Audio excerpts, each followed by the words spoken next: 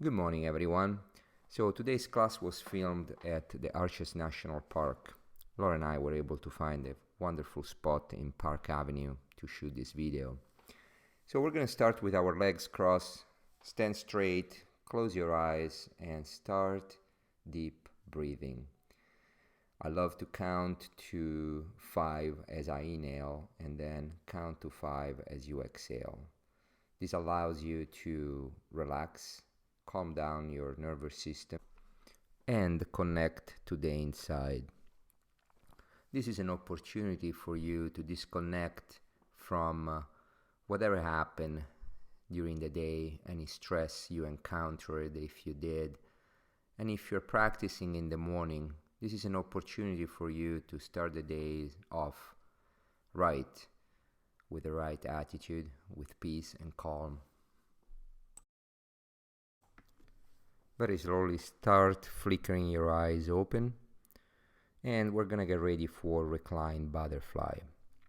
One way I like to prop for this pose is by rolling up the blanket and placing it right above my shoulder blades. So just above the bra line for you ladies. I also like to use, in this case, a block, so I lay the rolled up blanket on top of the block to increase my bend, my back bend. You don't have to, but if that works better for you, it will give you a nicer opening of your chest. Make sure you bring the sole of your feet together, the knees out, and the arms on the side, airplane wings, palms facing up. And start your breathing. Continue the type of breathing you started in the previous pose where you were sitting cross-legged. So deep inhales, same count, exhale. And try to tune in this breath, trying to leave everything else out. Just focus on the breath, see how it feels.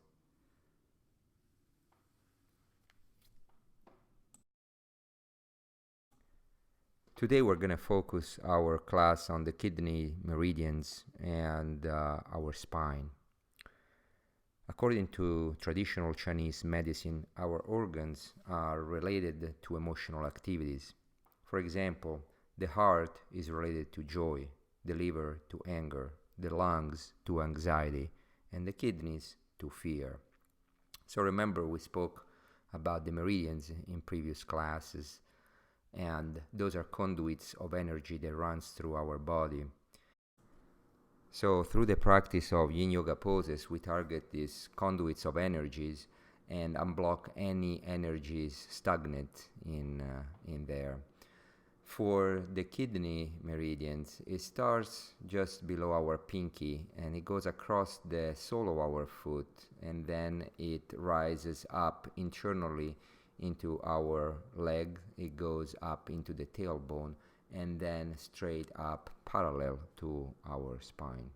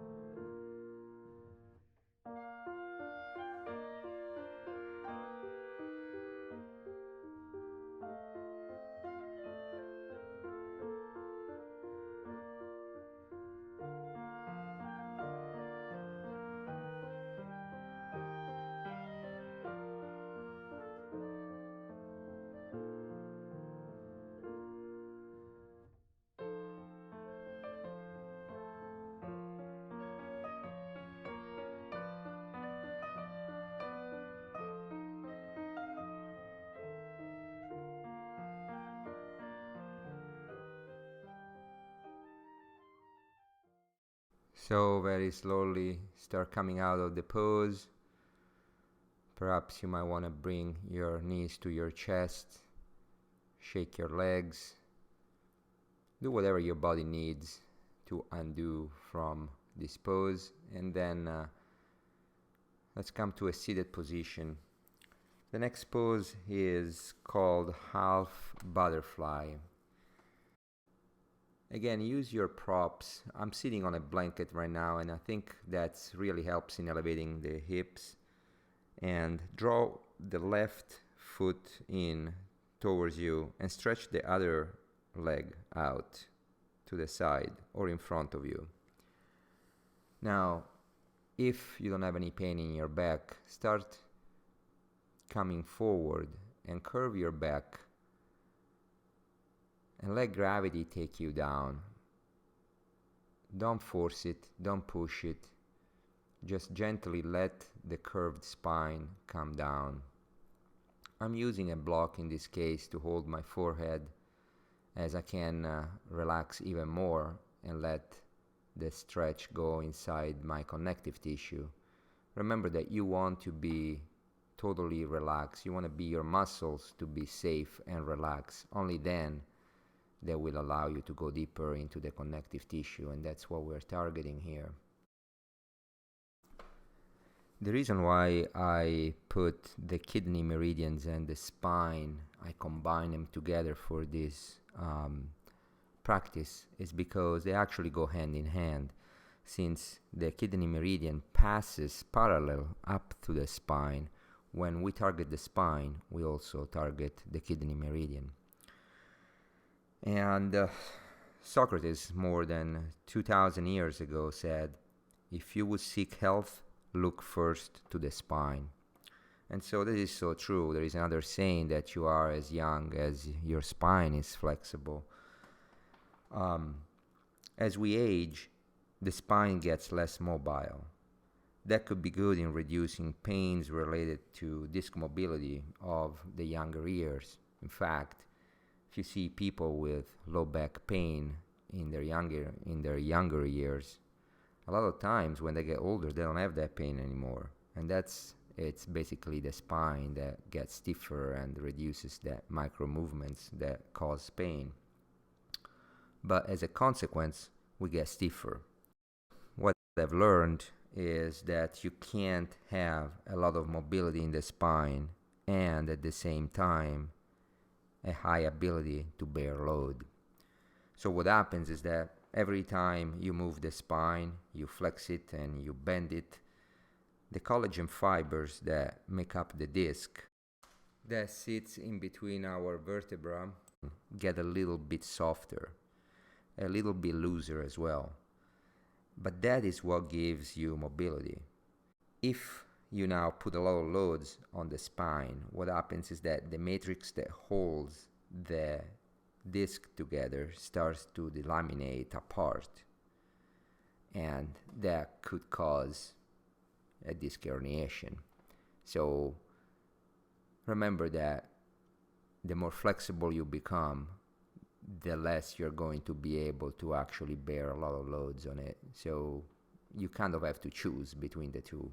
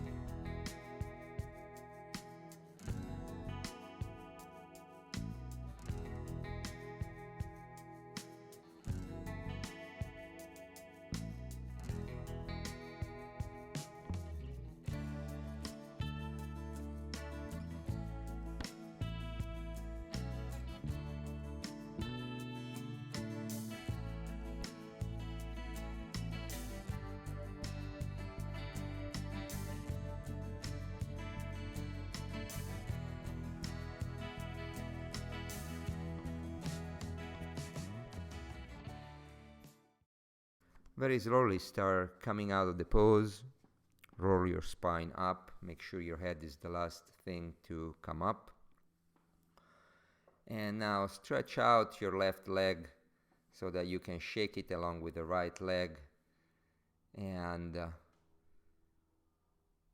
perhaps you want to bring both knees towards you and then just roll one way, one side, and then the other side before we get into reclined butterfly on the opposite side. So we bring the sole, our foot towards us, our right foot towards us, and we stretch the left leg out and start reclining onto our left leg.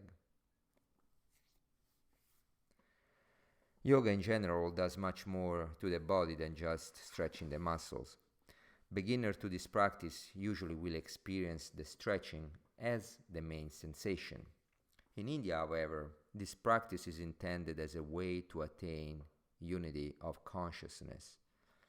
The physical aspect, which is known like Hatha Yoga, includes asanas or poses. This is what most of us think when we hear the word yoga.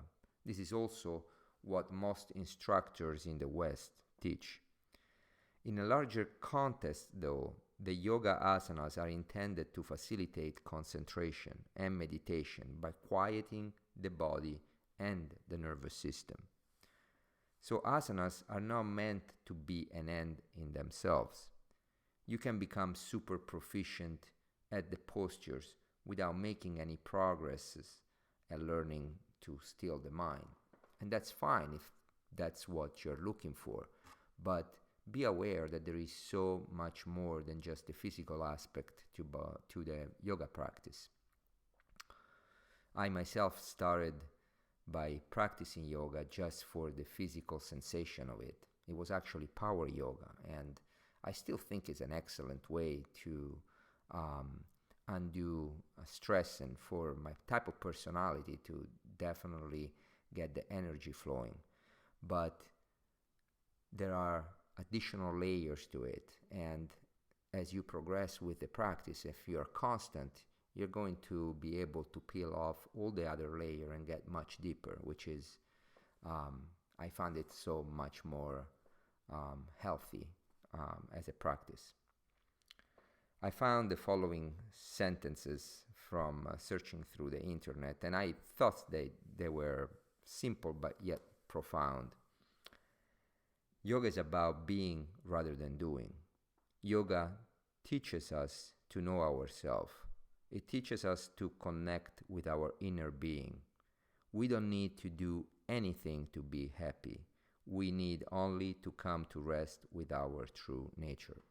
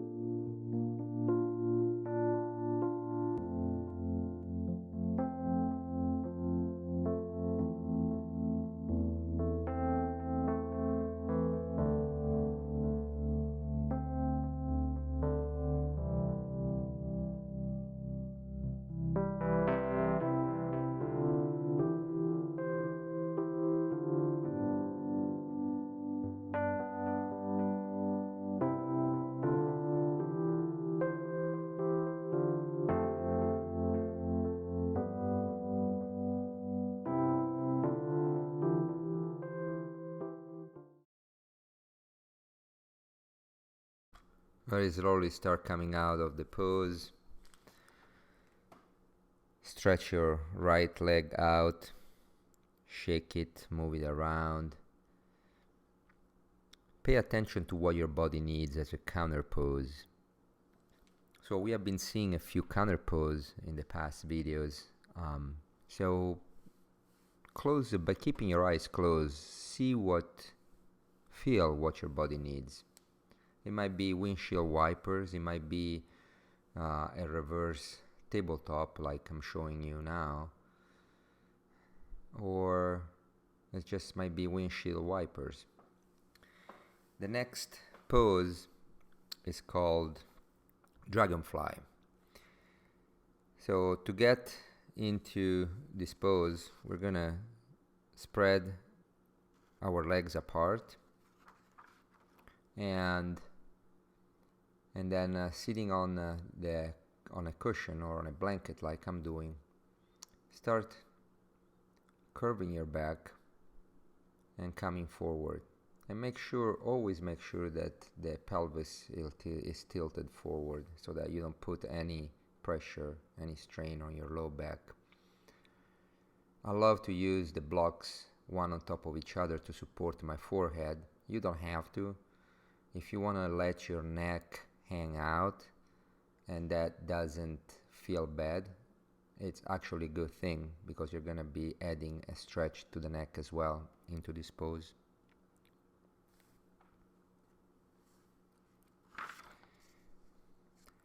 So something that I have avoided for most of my life, and that only recently I'm getting more intimate with, is silence. And especially in places like these, the arches, I found silence as such a valuable component in life. Now, this has not been and is still today not that easy to practice.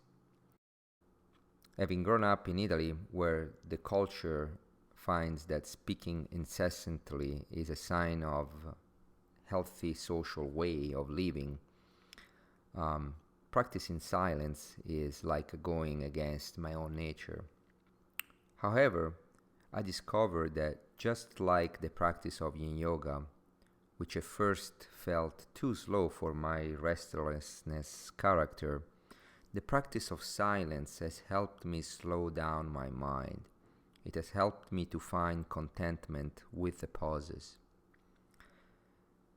So especially when in the company of other people, being them friends, partner, or family member, it always feels awkward to have moments of silence. It just seems unnatural.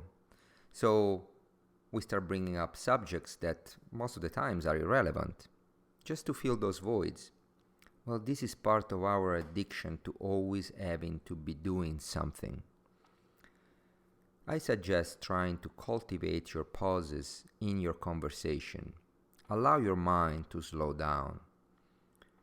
For instance, when was the last time you just went out for a walk in the woods by yourself? Or if you are in the Phoenix area, in the desert. The silence you practice in these situations is no absence from sound. The silence will allow you to quiet your mind in the midst of the sound of nature.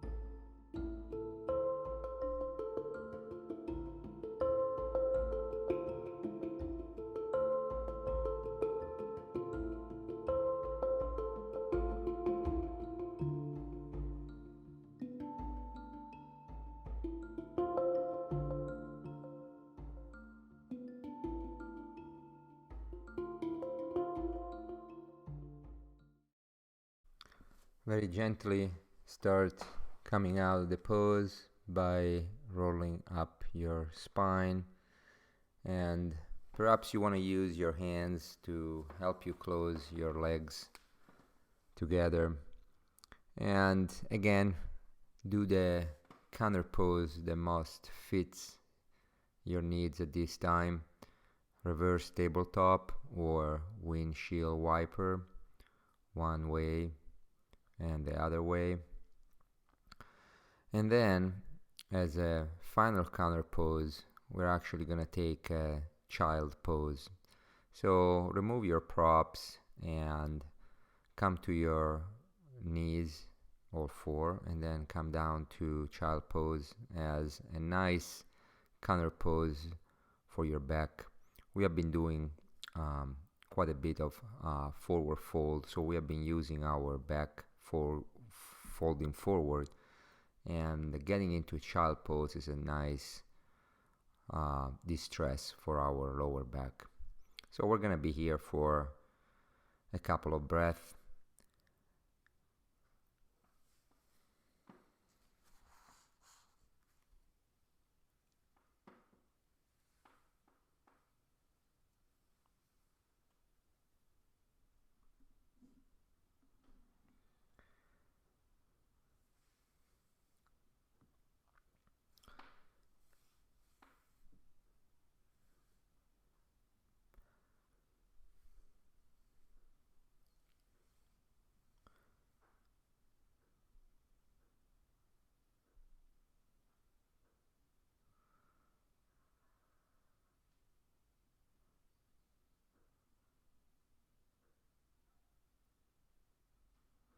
So you can start coming out of child pose back to all four, and we're gonna come with our back to the mat for the next pose, which is called Eye of the Needle. So the props that I'm using here are the blocks to support my head, but if you are on a flat surface, you probably don't need that. So what you're gonna do is bring the right foot on top of your left knee, and then pull the left leg towards you. I believe that the practice of yoga teaches us so much about how to live our life off the mat. I believe that the practice is like a preparatory school for when we step off the mat in the real world. The poses we hold for a long time teach us how to cope with difficult life situations, to stay calm without fleeing, to breathe as a way of relax and let go. During yoga practice, we learn when to stop and take a break. Same should be applied in life. By listening to our bodies, we learn when it's time for a vigorous practice, Yang, versus a more relaxed Yin practice. Likewise, in life we learn when to slow down versus when it's time for us to step in and be more aggressive in certain situations. Also, just like a child going back to his parents' arms for comfort and guidance when life gets way too hard, I always find that going back to the mat provides me with a sense of safety and an opportunity to reconnect with myself, to help me cope with the storm until it is past.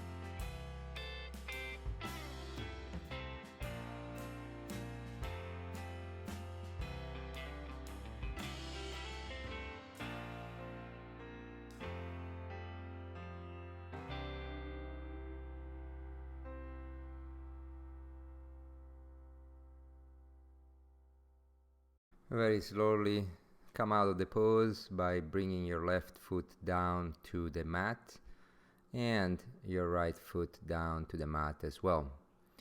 Now you might want to come to a seated position and stretch out your legs.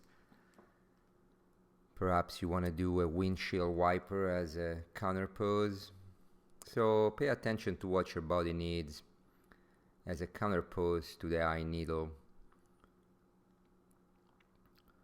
And then when you're ready, we're going to repeat the same thing on the opposite leg. So in this case, we're going to bring our left foot on top of the right knee, and we're going to gently pull our leg towards us. Now, in this pose, we're really not totally relaxed as our arms are engaged. The muscles on our arms are actually engaged in pulling the leg towards us. But try anyway to let go and at least relax the hip muscles or the hip joints. Since I have a passion for science and the discoveries in this field, an article about Elizabeth Blackburn caught my attention. And Elizabeth Blackburn is a 2009 Nobel Prize winner.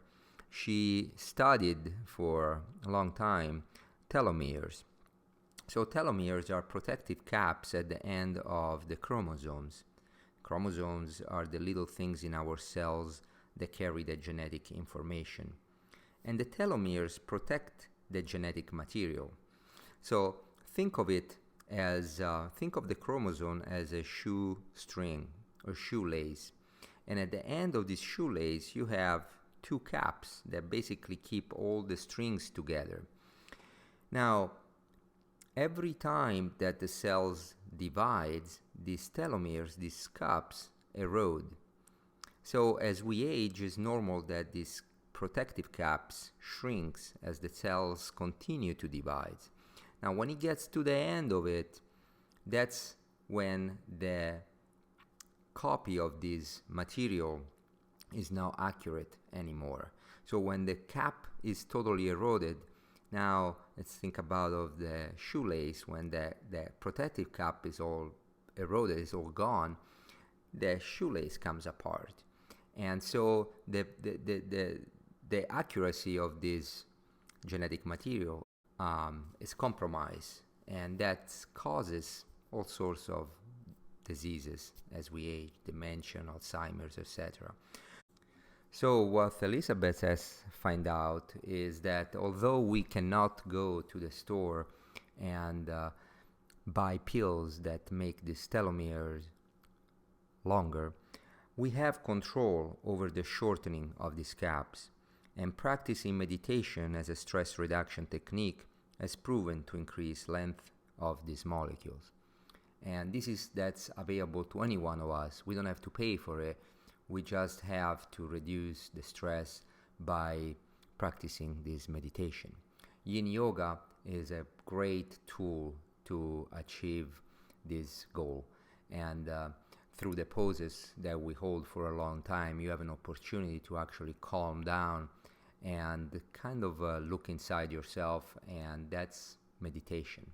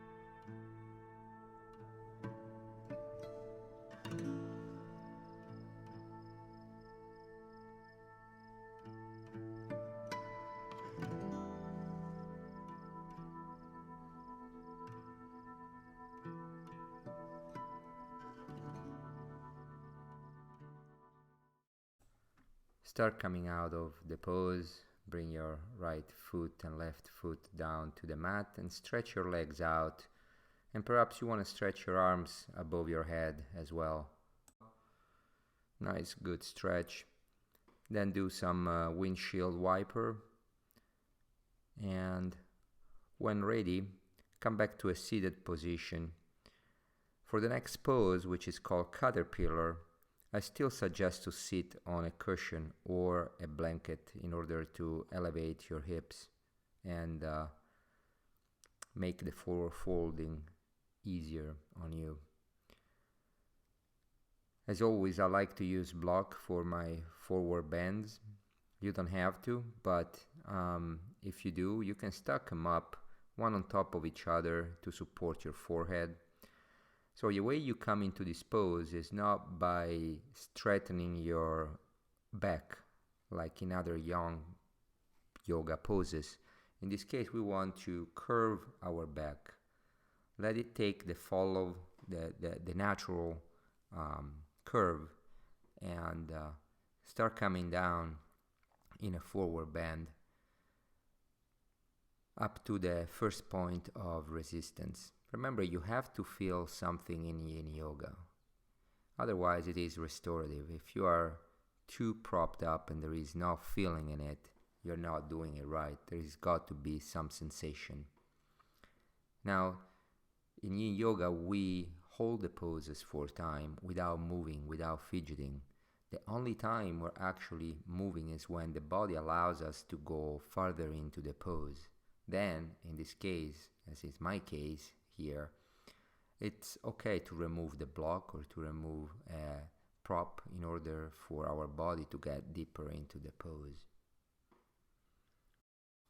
So, as I mentioned, one great thing about the Yin Yoga practice is that it tempers our mind. So here at the Arches, while we were shooting this video, you probably can't see it because you're actually not there, but in reality it got to be really cold. And I'm here sitting for 1 hour, so the ground was not totally flat, so that kind of put some strain on me as I wanted to get out of certain poses because I wasn't totally comfortable.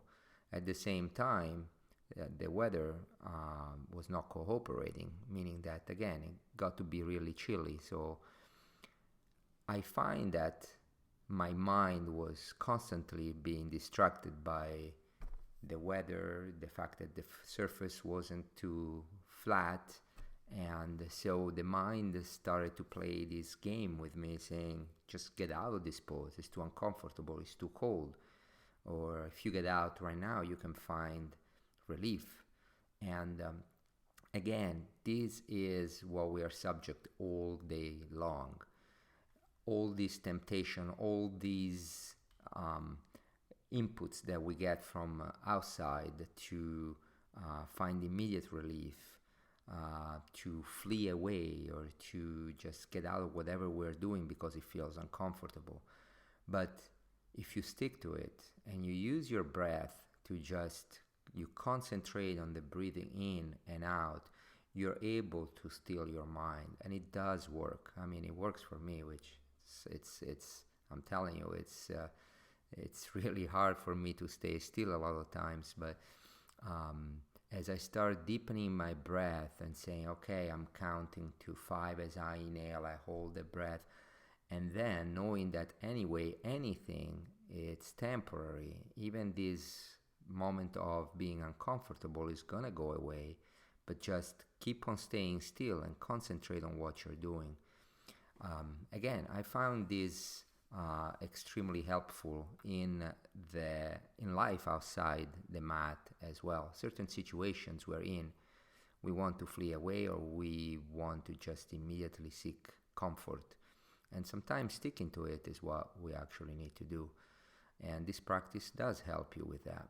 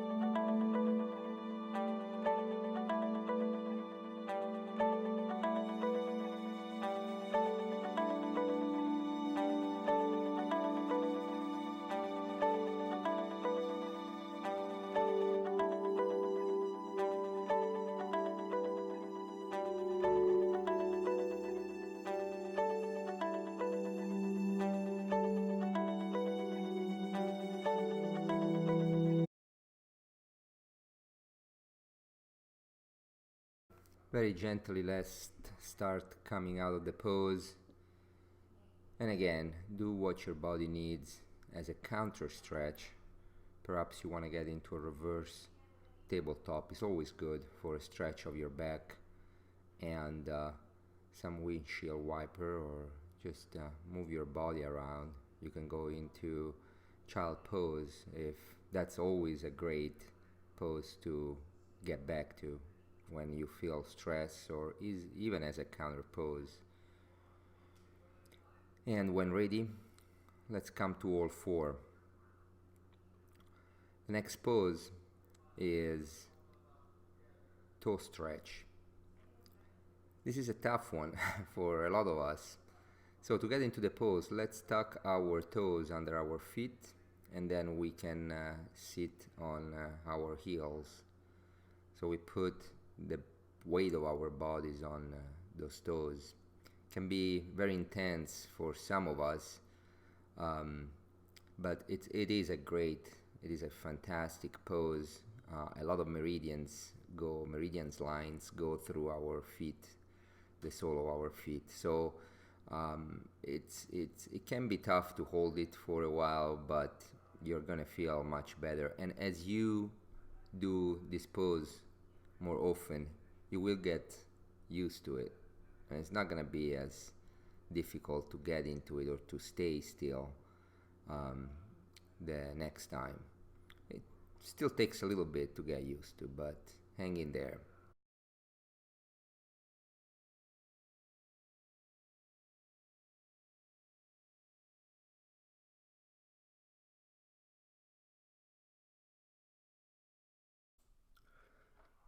Let's start coming out of the pose. You might want to tap your toes on the mat, shake them out. We actually weren't here for too long. Sometimes we get into this pose, we stay in this pose for about 3 minutes. I've done 5 as well, which I think is too much, but do what you can. The next pose is melting heart.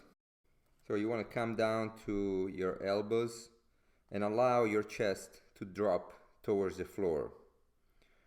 Now keep your hips right above your knees.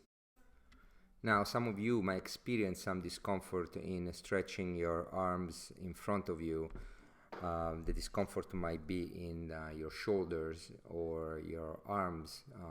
If that's the case, try to move them farther apart and see how that feels. So I tend to speak from experience and respecting the fact that everyone is unique, and that's so important. It's something that I have just come to a full realization not too long ago. Even practicing yoga or anything you do, you can't look at what the other person next to you looks like and compare, because again, we are unique human beings, and anatomically our body is different from the person next to us. So when it comes to physical activity, when it comes to yoga practice, certain things that we see other people doing, we might not be able to. And in general, other things that other people do, we might not be able to do it for whatever reason. For Yin Yoga, my experience is such that the practice allows me to slow down and allows me to find that peace and quietness that otherwise, just by sitting down and meditating, I couldn't do it. Now, again, some other people can do that, and that's great. I think it's a fantastic thing being able to sit down and go into the state of meditation. For me, I find it that I need to be doing something else in order to get into that beautiful state of peace of mind. And the something else is to get into these poses. So when I try to compare the Yin Yoga practice with a more active, more muscular practice, I find that the latter one does not allow me that time to get into the state of meditation. The moving from one pose to the next is quick most of the time, and it just doesn't slow me down. Again, it's a fantastic practice for the body, and I need it. As I mentioned before, we need both. We need the yin and the yang practice, so the active and the more passive. But when it comes to finding the peace of mind, the practice that allows me to slow down and just create space in my mind, then Yin Yoga then Yin Yoga does it. The time that I sit in the pose allows me to, along with the breath, with the help of breathing, allows me to just reduce the speed of my thoughts. And by the time the practice is over, I have that fantastic feeling of well-being, not only in that body, not only by feeling that I created space in the body, but also and especially that my mind is calmer, and I can almost see things clearer in a different perspective. So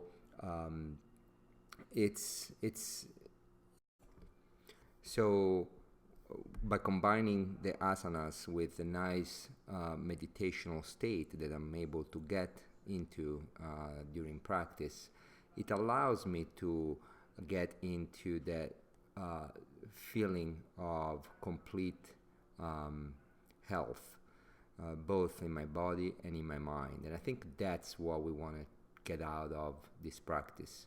So I hope you can also get the same results. However, remember to give this practice a chance. Don't discard it right away. Try a few times before deciding whether it's something for you or not, and do it with an open heart and an open mind.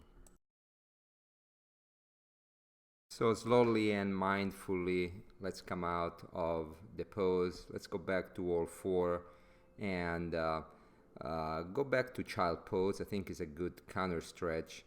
Now, if you're looking at the video, Laura just threw the socks to me because it is chilly there. The temperature drops when the sun is not out. I thought about cutting these off, but then I said, it's totally normal, and it got cold and it got chilly, and so I asked her to throw me the socks. We're gonna get into the final pose, which is Shavasana. So from wherever you are, come to your back and find the most comfortable position for your body. When I'm in the studio, I don't have it here, but I usually like to put the bolsters under my knees to create more stability for my back, and find whatever works for you.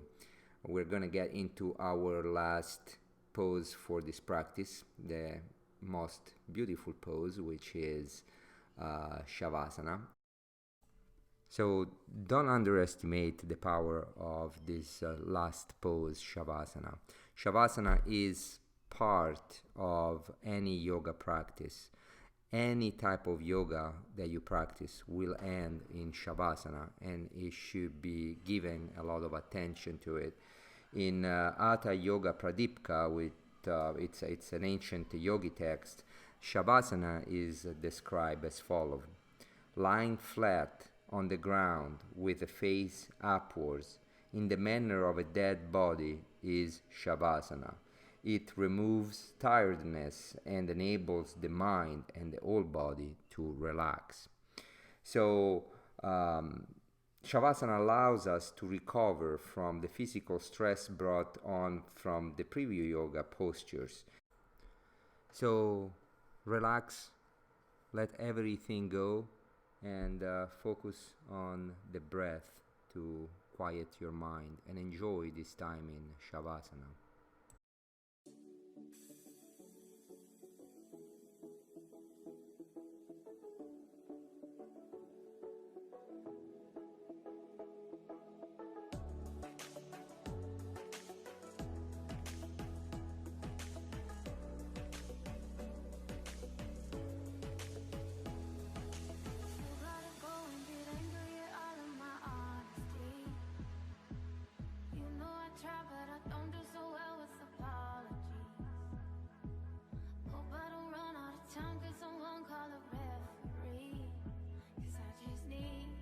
more shot at forgiveness. I know you know that I made those mistakes maybe once or twice. By once or twice, I mean maybe a couple of hundred times. So let me redeem on myself tonight. 'Cause I just need one more shot at second chances. Oh, is it too late now to say sorry? 'Cause I'm missing more than just your body. Oh, is it too late now to say sorry? Yeah, I know that I let you down. Is it too late to say sorry now?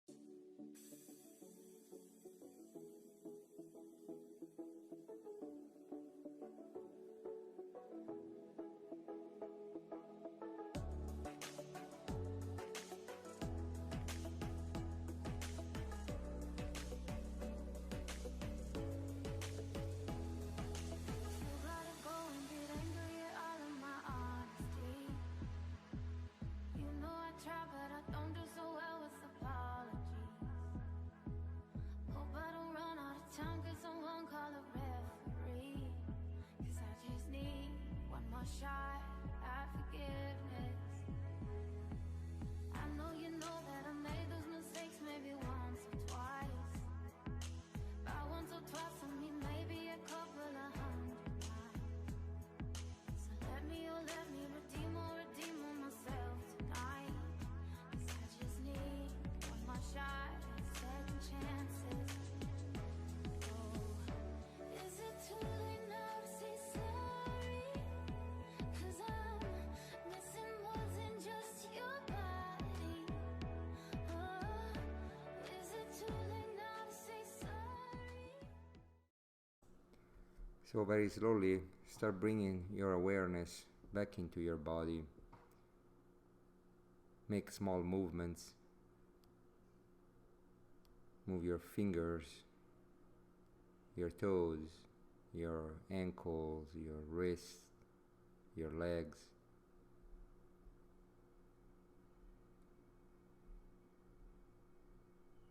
And when ready, roll onto your right side. Perhaps use your arm as a pillow for your head. And we're going to stay here for just a couple of breaths.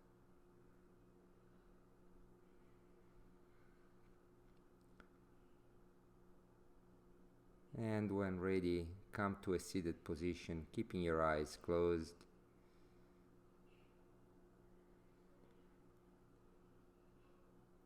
Bring the palms of your hands together to your chest. Thank you so much for joining me for this practice. Namaste. I know that being able to transmit the feelings and the experience by filming and practicing yoga in this location is not the same as being there, but I still hope through these images I was able to pass some goodness to you, and with the hope that one day you'll be able to also come here and view these beautiful places and perhaps do yoga in here and have the same blissful experience, the same one that I got by practicing here. So thanks again for sharing this practice with me. Namaste.